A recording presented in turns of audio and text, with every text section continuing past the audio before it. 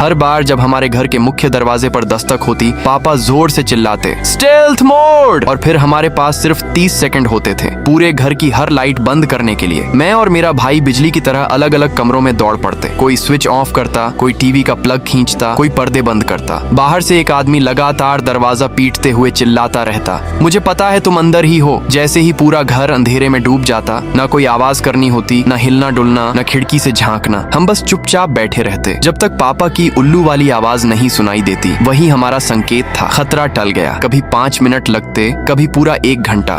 उसके बाद पापा मुस्कुराकर हमें हाई फाइव देते और कहते, असली निंजा भी इतना परफेक्ट नहीं छिप सकते। उन्होंने हमें सख्त हिदायत दी थी, इस स्टेल्थ मोड के बारे में कभी किसी को मत बताना, ना दोस्तों को ना टीचर्स को, क्योंकि दुनिया वाले इसे समझ नहीं पाएंगे। और कई सालों तक मैं सच में यही मानता रहा। जब मैं 8 साल का था, मैंने पापा से पूछा, हम आखिर छिपते क्यों हैं? पापा बोले, एक परेशान करने वाला आदमी है जो हमारे पीछे पड़ा है। स्टेल्थ मोड उसी से बचने का तरीका है। मुझे गर्व महसूस हुआ कि हमारा परिवार किसी सीक्रेट मिशन पर है। लेकिन जब मैं 10 साल का हुआ, मैंने बाहर वाले आदमी को चिल्लाते सुना, सिर्फ $20 देने हैं। मैंने धीरे से पूछा, क्या वो हमारा पैसा चुराना चाहता है? पापा ने मुझे इतनी जोर से चुप कराया कि मैं डर गया। 12 साल की उम्र में मैंने पहली बार नियम तोड़ा। धीरे से पर्दे के पीछे से झांका। बाहर कोई खतरनाक अपराधी नहीं था, बस एक साधारण सा आदमी पोलो टी शर्ट पहने थका हुआ सा खड़ा था। वो किसी बदमाश से ज्यादा किसी परेशान अंकल जैसा लग रहा था। 13 साल का हुआ तो मैंने पापा से कहा, मैं दरवाजा खोलकर उसे बोल देता हूँ कि हमें अकेला छोड़ दे। ये सुनते ही पापा के चेहरे का रंग उड़ गया।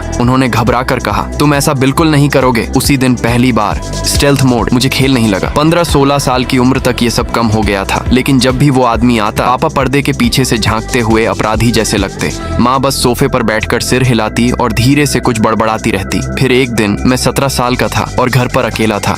तभी फिर वही दस्तक हुई। बाहर से आवाज आई, मुझे पता है तुम अंदर हो। 12 साल हो गए यार। इस बार मैंने दरवाजा खोल दिया। सामने एक सामान्य सा मध्यम उम्र का आदमी खड़ा था, हाथ में मुड़ा तोड़ा कागज पकड़े हुए। वो थोड़ा चौंक गया और बोला, ओह तुम्हारे पापा घर पर हैं? मैं उनका कॉलेज रूममेट हूँ। उसने वो कागज मेरी तरफ बढ़ाया। तुम्हारे पापा ने 1998 में मुझसे $20 की शर्त लगाई थी। माइकल जॉर्डन अपना 6ठा NBA चैंपियनशिप नहीं जीते और तब से मैं अपने पैसे लेने हर साल यहाँ आता हूँ। मैंने कागज देखा, नीचे दोनों के सिग्नेचर थे। साफ साफ लिखा था $20 बेट। मैंने वो पर्ची जाकर किचन टेबल पर रख दी। माँ ने जैसे ही पढ़ा, वो इतनी जोर से हंसी कि किचन का सहारा लेना पड़ा। पापा आए, कागज उठाया, पढ़ा, फिर धीरे से उसे वापस रखा। और सबसे पहला वाक्य जो उनके मुंह से निकला वो था, तो अब उसे पता चल गया कि घर में कोई रहता है। फिर उन्होंने तुरंत किचन की लाइट बंद की और खुद जाकर टेबल के नीचे छिप गए। सच ये था, हम कभी किसी खतरे में थे ही नहीं। मेरे पापा बस दुनिया के सबसे महान खिलाड़ी माइकल जॉर्डन की वजह से $20 की शर्त हार गए थे।